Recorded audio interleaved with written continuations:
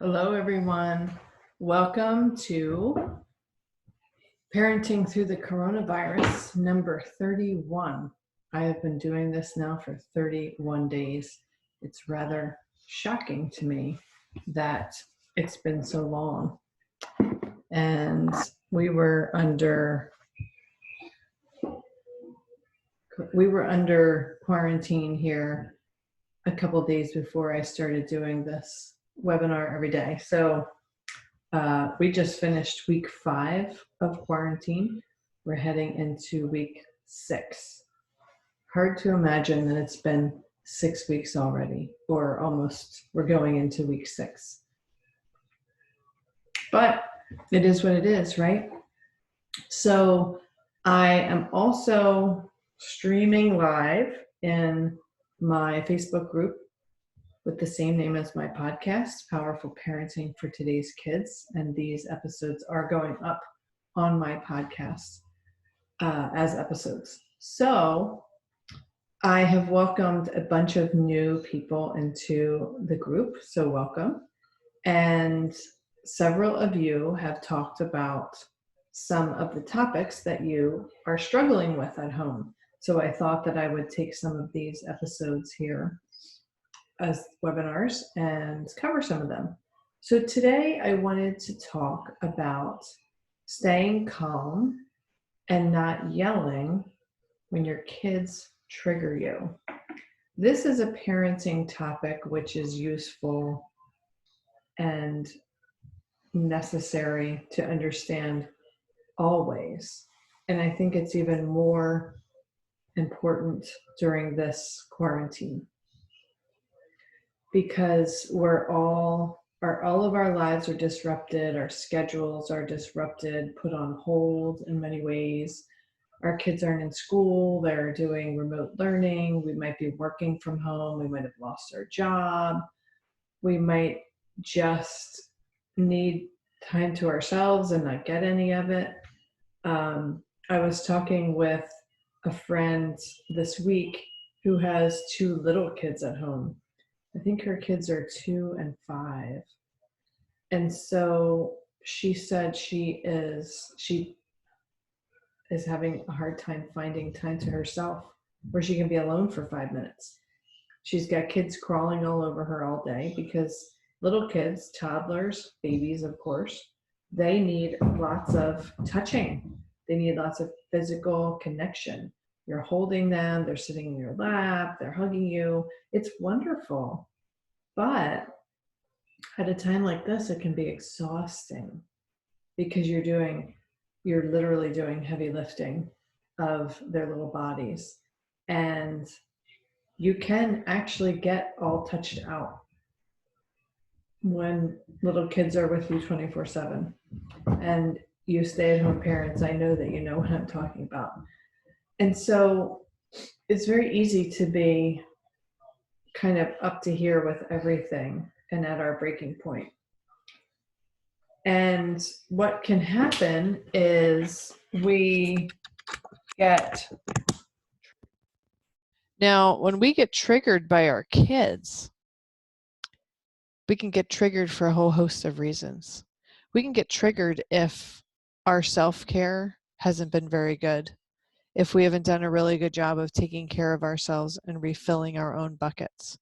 In the case of my friend, I was talking to her about how she can find some time to herself, whether that's taking a walk, whether that's sleeping when the kids are napping, staying up a little bit later, maybe shifting or sharing some of the responsibility with her husband. Maybe she sleeps later in the morning, maybe she gets up before the kids. Just finding ways to get some alone time. That's really important if that's what your need is. If you need connection, then you have to find ways to get connection with other people. Zoom calls, once a week or so, my friend and I, my neighbor, we go for a walk, staying socially distant, of course, but we take a walk together. And otherwise, we never see each other. We talk over text and stuff, but otherwise, we never see each other. And so that's our way of connecting when we can't really connect. So there are many different ways. My husband connects up with his art friends on a Zoom call, and then they draw and chat and hang out the same way they would if they were in the same room together. So there are many ways to find opportunities to connect and to get alone time, depending on what your needs are. But it's really important to meet your needs, because if you're not meeting your own needs, then your tolerance will be lower, your stress will be higher, and your tendency to get triggered by your kids will be much more sensitive. You're going to much more easily get triggered, which is not going to help anyone. So I would say that self-care is really step number one. That is really the most important thing. Now, self-care pre-corona may have been challenging for you because your schedule was too busy. You had too many things going on. You were working, you were commuting, you were running the kids around all day, all night, and all weekend. And so it was challenging to find time for self-care. Now it might be challenging to find space for self-care, meaning how do you get time away from the kids to take care of yourself? And so if you have a significant other at home, it may require some coordinating of schedules, some teamwork, some give and take. You take the kids for this hour, I take the kids for that hour, whatever it is. But coordinating the child care is going to be so beneficial to give you the time and space you need to take care of yourself. And then what does self-care look like? Can look like different things for different people. For me, self-care is a nice long walk with the dog. It's exercise. Those are really the two things that make me feel good. Sometimes my family members go on a walk with me, and that's lovely because we're taking a walk together, we're chatting, we're having a good time, whether it's my kids, my niece, my husband. That's really lovely, but it doesn't meet my need of alone time. And I know that I need a certain amount of alone time. So I love when they go for a walk with me, but I'm very aware that in that bit of time, I'll be moving and getting exercise and connecting with them, but I'm not going to get that need for alone time met. So I know that at some other point during the day, I'm going to have to find some way to be alone. So making sure that you are finding ways to care for yourself and fill your own bucket. You can't pour from a cup that's empty. That old saying, and it's so true. You're not going to be good and helpful to those around you and your loved ones if you are depleted, exhausted, stressed, and not refilling your own bucket. So self-care is number one. Number two is the concept of the iceberg. So this is an important concept to understand in order to not get triggered by your kids. So the iceberg is a way of understanding their behavior, and I will show it to you in just a second. Okay, so let's talk about the iceberg. A child's behavior is an iceberg. So what you see on the top, this little bit on the top, is their behavior. So their behavior could be lying, whining, tantrums, disrespect, fighting with their siblings, talking back, not cleaning their room, not listening, not doing their schoolwork. It could be a million different things. That's what we see on the top. But look at this huge chunk underneath. This is what's really going on. So what could be really going on? They could be feeling embarrassed, disrespected. They could have a need for connection.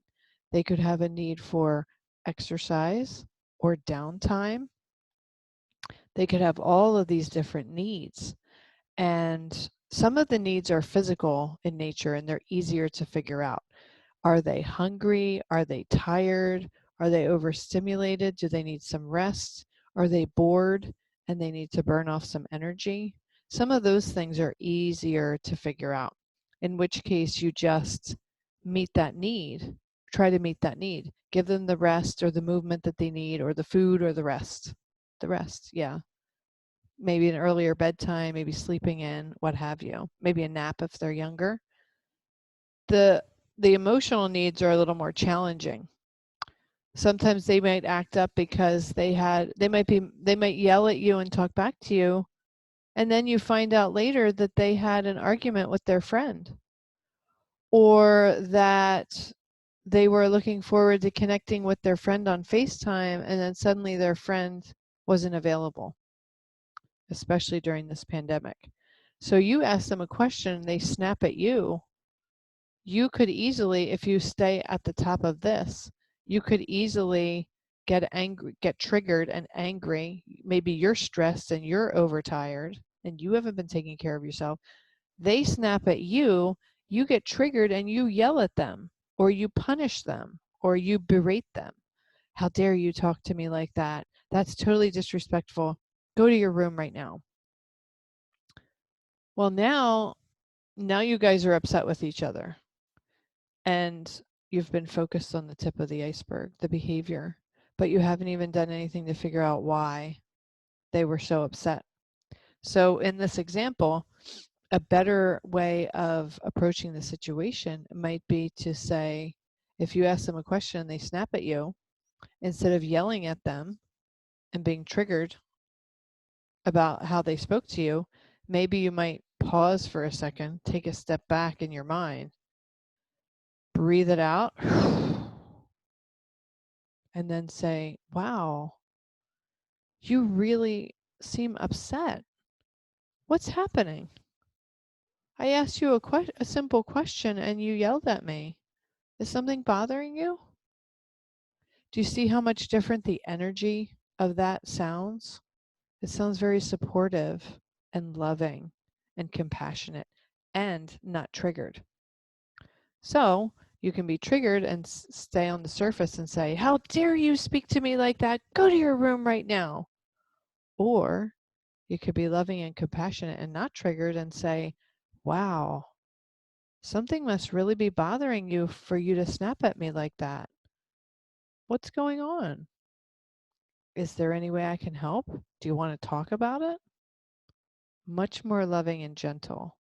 Kind of the way we would speak to a friend, right? So the behavior is the thing up here that we tend to focus on. And as parents, we're fearful or triggered, and we just want to stop the behavior. We just want to stop it, eliminate it. So our instinct is to punish it away or threaten it away or resist it or fight it away. But we have never addressed any of the other stuff underneath.